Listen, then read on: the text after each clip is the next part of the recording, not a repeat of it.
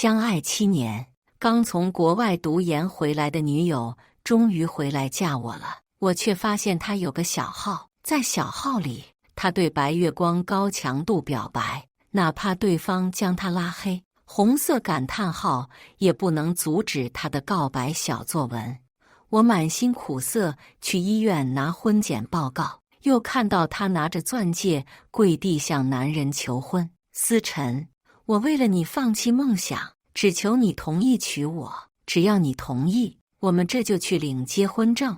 他苦苦哀求的舔狗模样让我恶心。我撕掉婚检报告，丢掉求婚戒指，决绝离开。既然他想爱别的男人，并且给他一个家，那他和这浪费的7年我都不要了。可我逃婚后，他却抛下白月光，发了疯的选我。大家好，开始今天的分享之前，希望你能给人间烟火点个订阅，我将会分享更多优质的内容。人来人往的医院大厅，不喜出风头的纪念清已经单膝跪地10分钟了。他挺拔的天鹅颈，一如他求嫁的决心，配合他手上那枚钻戒，和我预想了无数次我自己对他跪下求婚身影完全重合。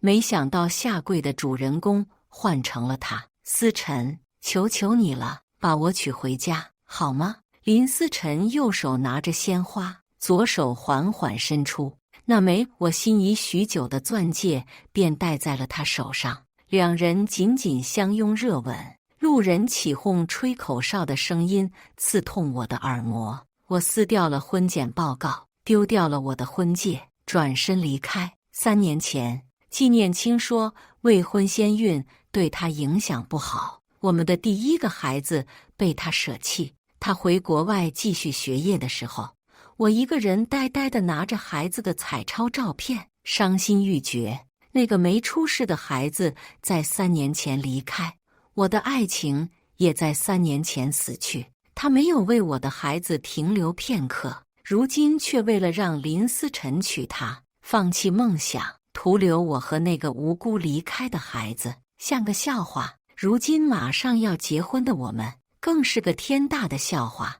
我收拾好自己的情绪，刚上车，纪念清和林思辰也来了停车场。念清，你若真想嫁给我，就在逃婚和让陈云旭给我当伴郎之间选一个。逃婚不好，我不想你被骂，那就让陈云旭给我当伴郎吧。我启动车子的脚松开了，我很好奇，自诩正义和道德感十足的纪念清会不会同意林思辰荒唐无下限的请求。好，你个捣蛋鬼，这下可以安心娶我了吧？那你必须婚礼当天再告诉他，不然他临阵脱逃，我就没伴郎了。放心，他欠我一条命，我还一个人陪了他这么多年，如今我有了想守护一辈子的人，请他帮个小忙，还全了他的面子，他肯定会同意。2具身体抵在一旁的柱子上，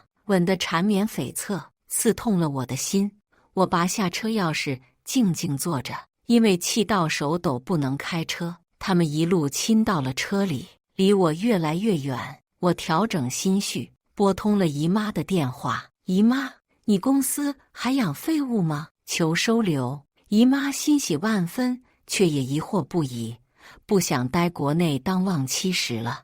我整理着车里一张张为了给她完美婚礼画的设计稿，内心酸涩无比。结婚生子哪有搞事业香？最重要的是，我想家人在一起。姨妈见证了我7年爱情长跑，故意调侃：那姨妈这就安排你出国的事，等你来了，姨妈保管拿你当牛马使，让你忙起来无暇多想。你苦等7年都不想好好嫁给你陪你成家立业的女人，能有多爱你？放心，有我们陪着你，没有过不去的坎。若非看到那几千字照片和小作文的单相思，我铁定拍着胸脯告诉姨妈，纪念清就是我的真命天女。来拿婚检报告的路上，我都不信她背叛我了。直到亲眼目睹他同差点杀死我的林思辰说想嫁给他时，我终于明白他为何回国了。要嫁给林思辰，就只能放弃梦想。我设想过无数次，聚少离多的几年，纪念清可能爱上别人，但唯独没有想到他会爱上林思辰，会为了讨他欢心，同意在婚礼上折辱我。我思绪混乱，以至于红绿灯都给看恍惚了。一个急刹车，我被追尾了。我死死踩着刹车，心扑通乱跳。纪念清的电话打来了，云旭，医生说你已经拿了婚检报告，你人呢？四周的喇叭滴滴响个不停，我捂着胸口，吓得说不出话。纪念清急了，云旭，我怎么听你那边不对劲？你是不是出事了？他的声音里满是焦急，丝毫听不出刚还在同林思辰你侬我侬。我出车祸了，你别担心，在哪里？我现在就来。我想他如此着急，并非他很爱我，只因为乐于助人是他刻在骨子里的习惯，这倒是个优秀的品质。等他带着林思辰过来时，交警已经处理完这起交通事故。纪念清确认我没受伤后，松了口气。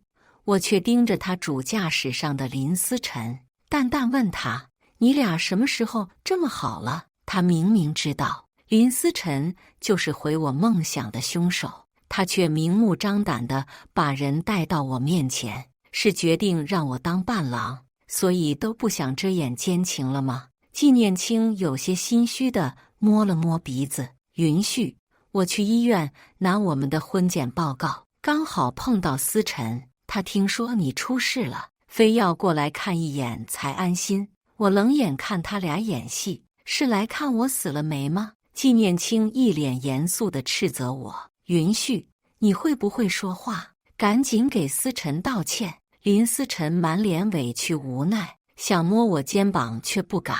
云旭呀，这些年因为那个事情，我一直在后悔，害你再也不能弹钢琴是我的错，你能原谅我吗？纪念清轻轻戳了我后腰，示意我有所表示。我转过头轻轻问他：“你是不是也觉得我该原谅他吗？手筋断裂续接的痛，再也不能弹钢琴的痛，错失梦寐以求的世界大赛的痛。”我没有犯贱地问他为何爱上了林思辰，那样显得我太没骨气。疼惜和心虚在纪念清脸上一闪而过。思辰当年一时冲动，做错了事，法律已经让他付出代价，他为此愧疚了很多年，如今也同你道歉了，你何必再和往事斤斤计较，毁我毕生梦想，叫一时冲动，让我每逢阴雨天都会筋骨疼痛难挨，叫往事。我不原谅林思辰，叫斤斤计较。当年还是他陪我在医院急救，他最清楚我有多痛恨林思辰，但他偏偏爱上了林思辰。纪念清试图抓住我的手，和林思辰握手言和。我一把拍掉他的手，恶狠狠道：“纪念清，断的不是你的手筋，你有什么资格让我原谅他个杀人凶手？若非纪念清替我挡刀，当时疯癫的林思辰拿着刀是要插我心口的，他替我挡了致命一刀，我就该原谅林思辰对我的伤害。他对心爱之人大度，但我不是什么大度的人。”纪念清冷着的脸愈发吓人。云旭，我是为你好，你性子孤僻，这么多年就思辰一个好兄弟，何不尽弃前嫌，重归就好呢？人得朝前看，不是吗？纪念清言辞诚挚，语气里带了上位者的威压，却在没有我熟悉的心疼和关爱。刚刚的惊吓和现在心痛将我淹没，我几乎说不出话。而林思辰红彤彤的眼里深藏的得意和挑衅，和那次发疯时如出一辙。云旭，你不原谅我也没关系，但我会一直忏悔、愧疚，直到你还愿意拿我当朋友为止。滚！我用力抓着车门，才不让自己站不稳。纪念卿脸上的不耐显露无遗。云旭，得饶人处且饶人，思辰已经受到了惩罚，你难道要逼死他不成？他亲眼目睹我被林思辰拿刀刺伤后鲜血淋漓的场面。曾经他可以为了我去找最好的律师，只求让林思辰为伤害我付出代价。到底是什么让他走到了我的对立面，开始维护起林思辰？我踉跄一步，决绝地告诉纪念卿，你说的对，要么他自断手筋，要么死，不然我绝不可能原谅他这样的人。纪念卿脸黑的和炭一样可怕，显然是在暴怒的边缘。当初他为了我去怒骂林思辰是个心思歹毒的贱东西时，就是这般模样，不就是不能弹钢琴了吗？你至于心思如此歹毒吗？你不原谅思辰，那是你的事，但你必须给他道歉。我不想被人耻笑未婚夫是个善妒的小人。你若连朋友的无心之失都耿耿于怀多年，那活该你没朋友。他几乎是咬牙切齿喊出活该二字，脸上闪过的厌恶被我清晰捕捉到。所以发誓要守护我一辈子的人，终究是瞧不起我这个独行怪胎了。明明伤害我、带给我不幸和痛苦的人是林思辰，如今他情人眼里出西施，觉得有动机的犯罪叫无心之失，而我对他的爱被他化为利剑，替林思辰捅向我的心。那个拿命替我挡刀的人，再也不会庆幸万分地对我说，云旭哥哥，只要我还有一口气，便会永远替你挡刀。气得胸口闷疼难忍的我，再也抓不住车门，径直跌坐在地。纪念卿眼疾手快扶稳了我，才发现我开始呼吸急促，汗如雨下。他挑眉深思一瞬，便明了。我说你怎么气性这么大？原来是自己身体不舒服啊。这次我就不逼你道歉了，但以后不能这般无理任性。我惨白着脸求纪念卿送我去医院。纪念卿却觉得我小题大做，爬我车上翻止痛药。林思辰看了眼我苍白的脸色，突然扑通跪在了我面前。云旭，是我错了，是我不该气你。说完，他竟硬生生想给我磕头。我俯视着楚楚可怜的他，笃定他磕不下去。果然，下一秒，纪念卿就推开我，一把将跪着的林思辰扶了起来。思辰，你跪他做什么？陈云旭，你闹够了没？你也不怕自己受了这一跪折了寿？林思辰故意挣扎着想继续跪，哭得更是像女孩子梨花带雨。我见犹怜，真是令人作呕。念卿，云旭是我唯一的朋友，我必须求得他原谅。情绪太过激动的他，没出3秒就晕倒在纪念卿怀里。思辰，你醒醒，你别吓我。上次见纪念卿急得手足无措，是我被林思辰捅到满身是血。时过境迁，换成他慌乱地把林思辰抱到车上，直接闯红灯离开了。倒下时，我的世界终于安静到只剩胸口疼，躺在抢救室，医生让我住院观察。我拨了纪念卿的电话，才发现自己下意识的习惯多可怕。好在他没接。相爱多年，我们终究走到了末路，不用观察了。我想今天就出院。从急症室出来，我才发现姨妈给我订了婚礼当天的机票，还剩7天，正好让我把过去的一切处理干净。纪念卿说的对，人得朝前看。自此，我将和过去的快乐、痛苦彻底割裂。来来回回去医院3天，纪念卿和我彻底失联。万年不发朋友圈也不信神佛的他，竟然发了张观音图，配文求平安顺利，以至于他的朋友都来问我安。他换新郎这事儿，保密工作做得挺足，我一一谢过关心，并给纪念卿点赞评论，心诚则灵。果然，他真去寺庙求佛拜神了。他们和其他情侣一样，虔诚地磕头许愿，不捐后，又找小和尚拿了红绸和同心锁。林思辰将纪念清拢在怀里，握着他的手一起写下心愿。他将红绸绑在古树高处，又带他去挂同心锁。在纪念清回眸的一瞬间，我看清他那双因为担忧而熬得血红的双眼，格外熟悉。曾经他陪我住院，害怕一不留神就有人来伤害我。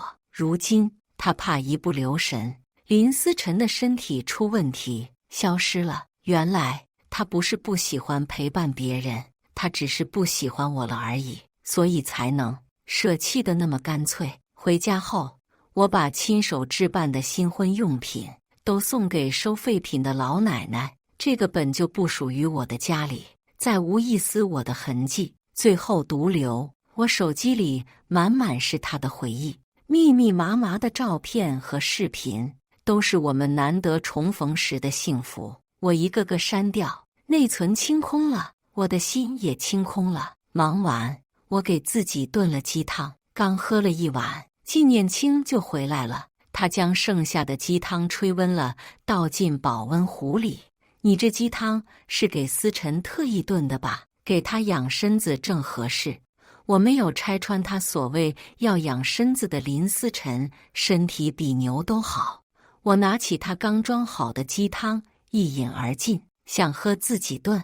纪念清脸上的笑容僵硬。陈云旭，你明知思辰差点因为你住院，如今连喝你一碗汤都要这么小气吗？对，纪念清来了脾气，将保温壶用力丢进洗手池，挽起袖子为他的思辰宝宝洗手做羹汤。他趁着炖汤的功夫想把家务做了，却突然发现新房里空荡荡的。云旭，你不是买了好些新婚用品吗？怎么不摆出来？说着，他习惯性去桌上拿水喝，又发现我最爱的那套情侣杯也没了。得不到回应，他拧眉来到房间。云旭，你这次身体不舒服很严重吗？怎么脸色这么苍白？向来心细的他终于发现了不对劲。你那天突然不舒服，不会是得了什么重病吧？他的眼里全是惶恐和无措。我不想节外生枝，否认了。我对他的爱已经没了，我不需要他的关心，更不需要他一时心软主动和我提分手。如今的他已经丧失结束这段感情的权利。见我否认，纪念清明显松了口气，语气难得的柔和。你不是缺伴郎吗？我觉得可以让思辰给你当伴郎。好。纪念清被我的反应弄愣住了，他不解为何我会为一碗汤斤斤计较，却又同意让林思辰当伴郎。不过是他想演戏，我为了逃婚奉陪罢了。他欣慰地抱了抱我，开心极了。你终于肯想通就好，不枉我费尽心思来缓和你们的关系。等忙完结婚的事，我带你去看个老中医，治身体虚弱很厉害。回头你把身子调理好，咱俩争取3年阿抱俩。我静静地看着他撒谎，不置一词。他却在我脸颊印上一个湿热的吻。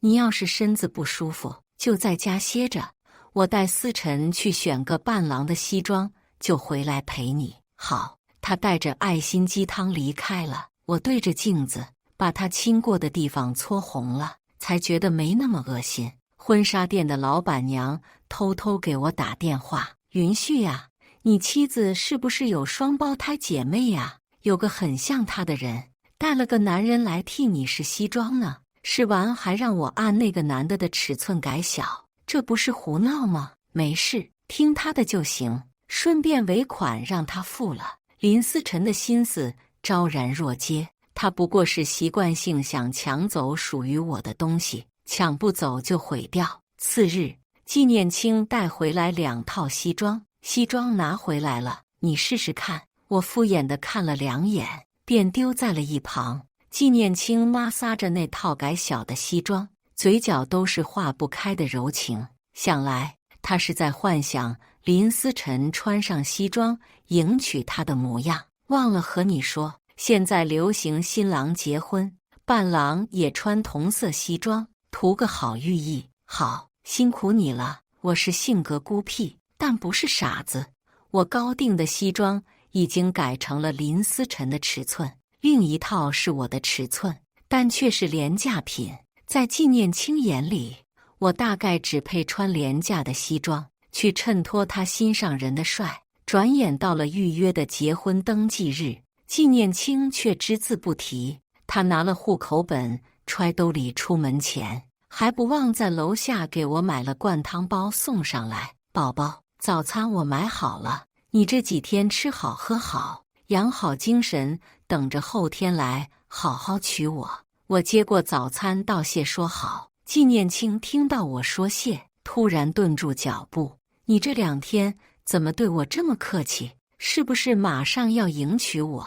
心里很紧张。婚期综合症，我笑着应付他。可能吧。他看了我许久，拉开餐椅坐在我身边。他握着我的左手，似乎有千言万语想对我诉说。云旭，我想和你商量个事。他眼里的犹豫和发慌，让我想抽出手。我不想听他说分手，不想听他拿救命之恩来换我当他新郎的伴郎。放手，你弄疼我了。他低垂着头，看清我光秃秃的手上没有婚戒，只有那道狰狞的疤，可他却不肯放手。云旭，如果我说他一副破釜沉舟的表情，让我心跳到嗓子眼。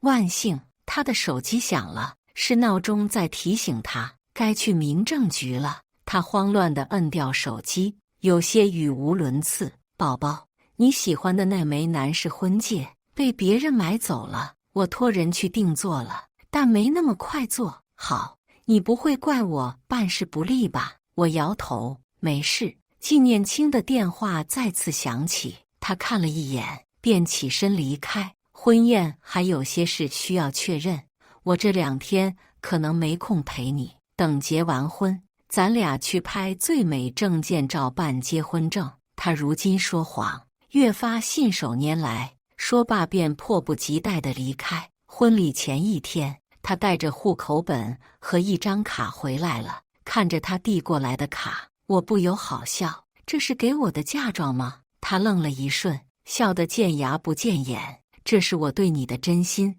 感谢你明天的出场。他闭口不谈是出什么场，我也默契不问。他为一笔分手费，就能让我在婚礼上从新郎变伴郎。次日，我把那张卡和西装一起剪得4分5裂，便收拾妥当，直奔机场。空姐提示我关机时，我把早就编辑好的信息发给了他。救命之恩，两清。下一秒，他的电话蜂拥而至。不用猜，我都想到纪念清此刻必定全身散发着冰冷的气息。他习惯了发布司令，我也习惯了默默守候和执行。可他不知道，本该耀眼的我是为了他留在国内，又为了他梦想破碎。飞机冲上云端时，我的心才渐渐定下来。这次我没有给纪念清机会挽留我，想来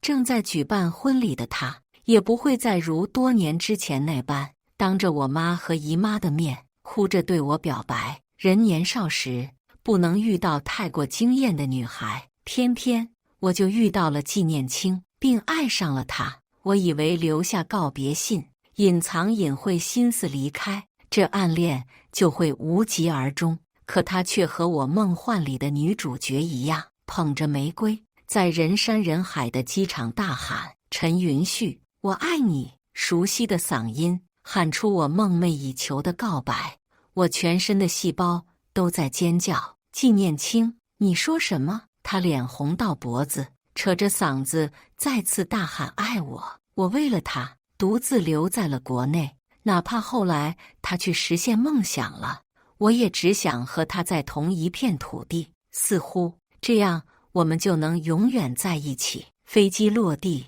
荒唐一梦终结。妈妈和姨妈带着堂哥堂姐齐齐迎了上来。云絮，欢迎回家。他们举着灯牌，捧着鲜花，一个个对我嘘寒问暖。妈，姨妈，你们弄这么隆重干嘛？妈妈一把将我搂进怀里，声音哽咽：妈的好儿子瘦了，你来了，妈的厨艺终于能再次发挥了。云絮呀，我们永远都是你的家人，你的后盾。亲眼目睹纪念清同林思辰求婚到现在，我都在极力控制自己的情绪，可家人的一句话，让我所有的委屈争先恐后往外涌。堂姐把我最喜欢的赛车模型塞我怀里，又拿出早就备好的纸巾，心疼地安慰我：乖弟弟，他纪念清配不上你，甩了他，咱下一个小美女更乖。对，阿哥，你看看这满大街的美女，哪个不比那个什么纪念清强？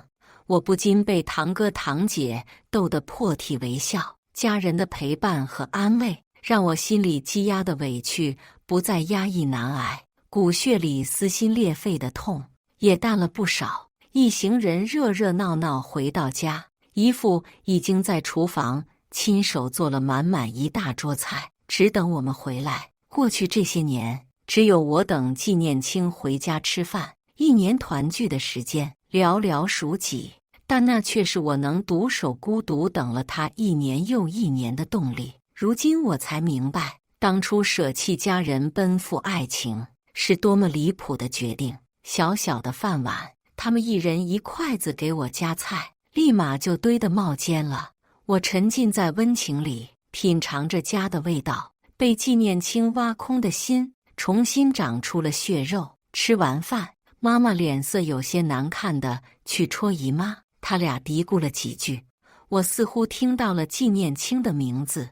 我这才想起把手机开机，入目全是纪念清打给我的上百个未接电话，比过去3年他打给我的电话都要多。微信和短信里的信息更是在第一时间不断涌入，我受不了这种轰炸，准备关机图清静。他的电话又来了：云絮，你终于接电话了，你去哪了？我打你电话不接，信息不回，我还以为你出事了。你是不是不喜欢那套西装呀？我可以重新订的。还是你觉得我全部的积蓄不够诚意？你要嫌少我玩命挣，你别突然玩失踪好吗？我皱眉不解，他都和林思辰打了结婚证，现在又来同我演什么深情？是觉得我没给林思辰当伴郎，所以他们的婚礼不完整了。他一句每天陪我去医院治疗，影响不好。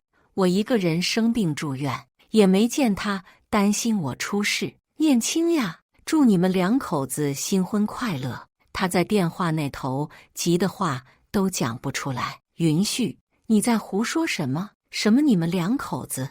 你是不是误会我了？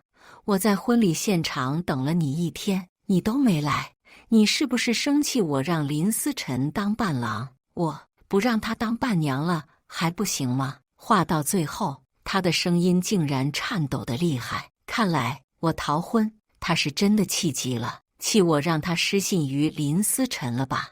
我翻着司仪发给我的婚礼现场，只觉纪念清恶心无比。纪念清，你为何会觉得爱你这么多年的我，能大方到在婚礼现场给你的新郎当伴郎？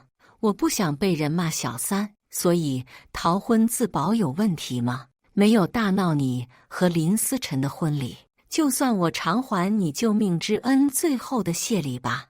我冷淡的语气让他似乎有些挫败，但更多的是恼怒。云絮，你到底在闹什么？我的新郎就是你，怎么可能让你当伴郎？你是在为那套西装生气，还是在为没有你喜欢的婚戒生气？我都可以加倍不及你。你若没法放下对林思辰的仇恨，我以后都不强迫你原谅他。但我做这么多都是为你好。一个人怀着仇恨，怎么能快乐生活？他的矢口否认，只让我觉得意兴阑珊。你同他求婚时，我都看见了，你哀求他和你在一起，和你成为一家人，3餐4季。你拿着户口本出去同他领结婚证，送我挑中的钻戒，改我心仪的西装。为了前程，不愿好好陪在我生病，却为了他和你在一起舍弃梦想。桩桩件件都证明你是真的爱他。你给我卡，不过是想用救命之恩绑架我在婚礼上配合你们当伴郎。我不想当你们 play 的一环，所以不声不响离开，送一场独属于你们的婚礼。你不该高兴吗？为何非要让我把这一切都拆穿，徒留难堪呢？还是你觉得我活该当着宾客的面自甘下贱，承认过去和你在一起这些年是横刀夺爱的小三，以此来证明你们是真爱？纪念清急得语无伦次。允旭，不是这样的，求你回来好不好？你回家我给你解释。他想解释什么？让我给他宴请的宾客解释。我不该逃婚，我不该让穿着新郎西装戴着我挑的戒指的林思辰被指指点点。他爱上别人，大可同我提分手。我不是死缠烂打的人。当年若非他在机场高调告白，我只会藏着那份暗恋，一个人在我钢琴的世界里翩翩起舞。若不是因为他，我压根就不会和林思辰有交集。他对纪念清的爱不比我少，可他却比我藏得更深。他用纪念清收到我的告别信，发疯赶往机场的视频，成了我的朋友，留在我身边，他便能日日靠近纪念清。同学笑我们的恋爱是三人行。林思辰红着脸疯狂摇头。不安人性的我霸气地护着他，将嘲笑他的人骂了回去。可他是怎么回报我的？他模仿我的一颦一笑，一举一动，却终究是东施效颦。爱得疯狂的他，最终选择毁了我。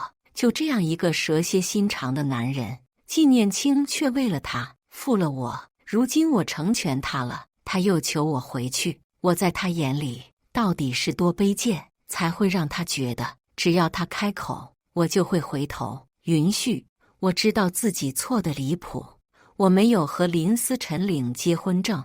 我进民政局的那一刻，我后悔了。我和他确实有些越界，但他和我其实没有什么关系的。他靠近我，只是为了报复我，送他进监狱。允旭，你在哪里？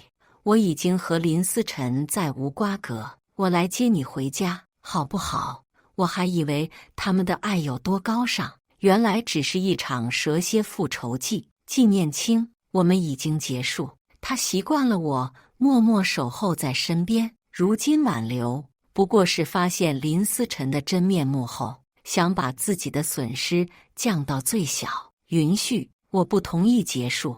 你是不是已经出国了？你要是不说，我就先去找你家人认错求饶。我会亲手布置求婚现场，同你求婚，会给你定做你喜欢的戒指，会和你拍最美证件照，打结婚证，会给你一场你梦幻的婚礼，会配合你好好备孕，我会给你生好多孩子，求你回来好不好？说出结婚2个字的时候，他的声音都带上了哭腔。相恋这么多年，我彻底死心后才换来他想兑现结婚的承诺，可我已经不需要了呀。我不会和一个不爱我的女人共度一生，更无法接受他爱上了我最恨的林思辰，而骗了我整整3年。我想要什么，他一直都知道，可他一样都没有实现。吃了无数中药，好不容易怀上我的孩子，也被他找借口舍弃过。纪念清，谢谢你曾拿命救我，但我们已经结束。死缠烂打真的很不体面，当初是我不该留下告别信招惹你，现在我放手了，祝你幸福。允旭，我会找到你，给你道歉，求你原谅。你等我。他的执着让我索然无味，好好珍惜林思辰对你的爱吧。我和你人生海海，不必再见。我直接挂了电话，拉黑了他。妈妈和姨妈见我挂了电话，一脸担忧地看着我，我却觉得和纪念清把一切摊开了说出来，过去的一切便已随风消散。新的一天，从做幸福的蛀虫开始，妈妈和姨父精心准备的早餐，美味到我恨不得连盘子都吃了。不过短短半个月，我就肉眼可见的胖了，因为生病没人照顾，伤的元气也都补了回来。容光焕发的我，跟着堂哥堂姐去了小叔公司。姨妈是真的亲姨妈，一点都不拿我当外人，我却极其享受这种忙碌又能学到新知识的日子。以前我会因为思念纪念清，在日复一日的等待中觉得百无聊赖，如今我就像一个海绵，在拼命学习打理公司的技能。堂哥堂姐和姨妈盯着工位上的拼命努力的我，商议着如何让我别当牛马。真正爱我的人是希望我充实而快乐的，他们会带我去各种网红景点打卡，吃各种美食，听各种风格的演唱会。他们竭尽全力让我没空去想那些痛苦的记忆。但纪念清不同，他在林思辰出狱后屡屡同我提起我的左手，遗憾我再也不能弹钢琴，唏嘘我们明明是好朋友，却沦为了仇敌。他每提一次林思辰，我都要消沉很久，才能从当初的噩梦走出来。明明我们之间有那么多回忆，他却偏偏只记住了有林思辰的时光，当着我的面回忆一个让我痛苦的人，可见他的残忍。姨妈又带我们3个孩子去看演唱会了，歌星要现场抽1名观众和他4连弹时，姨妈他们直接把我推了出去，再次坐在黑白键盘前。我惶恐却期待，歌星却对我神秘一笑：别害怕，有我在。我从磕磕巴巴到勉强弹完一曲，歌星都不徐不急跟着我的节奏。音乐是享受，不是为了赢得那个比赛。熟悉的话让我想起他就是曾败在我手下的那个钢琴少年。这一刻，我终于明白，我不该将自己困在那场错失的世界大赛里，更不该把救了自己的纪念清当作依附。心境豁然开朗，我们友好拥抱，结束了这场演唱会。却不料，一个观众突然冲上舞台，在看到是纪念清时，我差点认不出他来。头发油得可怕，眼底乌青，历来整洁干净的裙子都变了形。我看了他一眼，想朝另一边舞台下场，他却抢过歌星的话筒，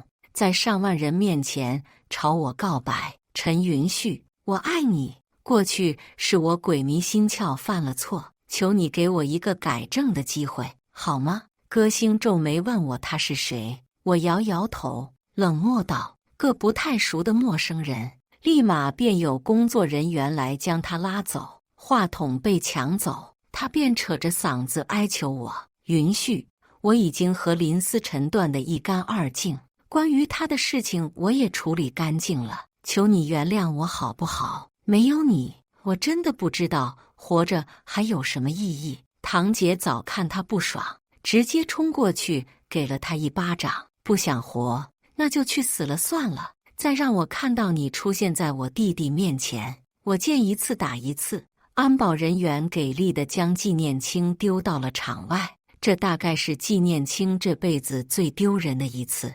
他告白失败还被丢出去的视频火遍国内外，我以为他会就此收手，他却打听到我家的地址，日日蹲守在小区门口。因为姨妈给保安打过招呼，他是头号被进入人员。直到一次暴雨，他淋雨高烧，倒在了雨里。医院联系我时，我叹息一声，还是去看他了。看到我的一瞬间，他变得毫无生机的眼睛都是失而复得的光。云旭，我就知道你不会舍得我受罪，我知道不该对你用苦肉计，可我真的太想你了，我想你跟我回家。他深陷的眼窝里蓄满了泪水，好似一个摇尾乞怜的狗。我面无表情地告诉他：你这样追着我不放，回头林思辰又该追着我满街杀了。放过我，也放过你自己吧。纪念清没有因为我的冷漠而放弃。允许他要是敢伤害你，我这次让他牢底坐穿。有我在，他休想再伤你分毫。当初他出狱了，来求我原谅，我一时心软才着了他的道。我不知道他一开始靠近你就是意图不轨，不然我肯定将他对我的爱扼杀在摇篮里，也就不会有后面这些事了。拙劣的谎言编得再好听，我也不会信了。他手机里那些小作文，把他同时喜欢我和林思辰的心思显露无遗。对着我说爱我，对着林思辰说爱他。反正只要我不摆出证据，他永远都以为自己不会被识破。他不过是倚仗我对他的爱，在玩弄我的真心。允许你不是说只要我不放手，你便会永远不放手吗？我经历了失去你，才知道我最爱的人一直都是你。我只是被蒙蔽双眼，一时迷了路。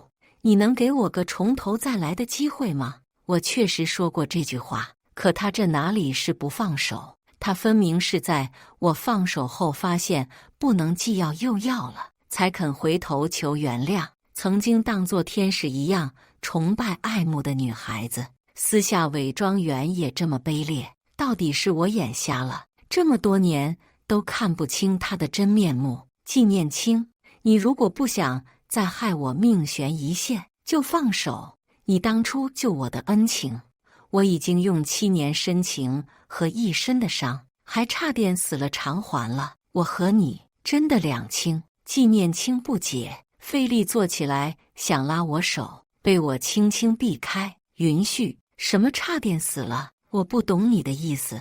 他哪里会不懂呢？他躲闪的眼神出卖了他。在你送林思辰去医院好好看病的时候，我当时正在抢救，人差点没了。我本想打电话通知你，但你很忙，忙着照顾他，忙着带他求神拜佛，挂同心锁。哦，你手机里那些告白，我用了整整2天，全部看完了。所以你回去找你的林思辰，我不想再因为你丧命。纪念清就这么木木地看着我，连眼泪溢出眼眶都不曾发觉。我言尽于此，转身离开。他拔了针管，追了上来，依旧是人来人往的医院大厅。他单膝跪在地上，又颤巍巍地从裤兜里拿出戒指，苦苦哀求起来：允许，求求你，去给我回家，好吗？你若不想回国，我这就想办法找份工作，在国外陪你定居，哪怕你要我当家庭主妇都行。我真的不能没有你。梦幻了无数次的求婚场景，这次终于在我面前实现。他拿的婚戒也是我喜欢的样式，比曾经那枚要精致重工。可是看过他这样对其他男人，并且他的身、他的心都脏了。纪念清，我一直觉得你是高贵的，可你跪下求婚的时候，我觉得你好廉价。我提脚绕开了他，任凭他拿着戒指坐在人群中抱头痛哭，都不曾回头。以上就是今天分享的故事，大家有什么想说的、想吐槽的，欢迎在下方评论交流，也更希望能给人间烟火点个订阅，我将会分享更多优质的故事内容。